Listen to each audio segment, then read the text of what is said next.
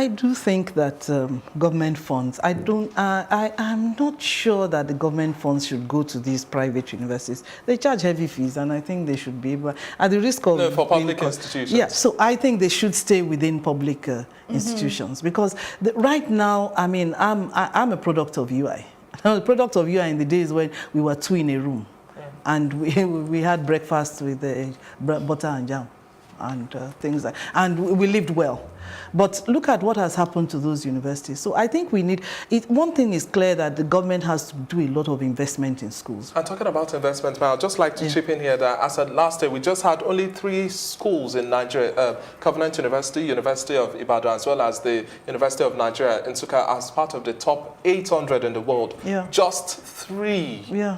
That's pretty poor when we say we are the giant of Africa and we have all of the best qualities. Well, to stay in the top 800, you have to invest. You have to invest in infrastructure, you have to invest in training teachers, you have to invest in resources and facilities. If you go back to those universities, I'm 100% sure that many of the things in the chemistry and biology labs that I worked there are still the instruments that they are using today. So the neglect, there is nothing, once you've neglected that sector, it'll take funding to bring it back. And I think that is something that is cutting across all the way from primary, all the way to secondary, so that if the government doesn't invest, we cannot rely on private individuals.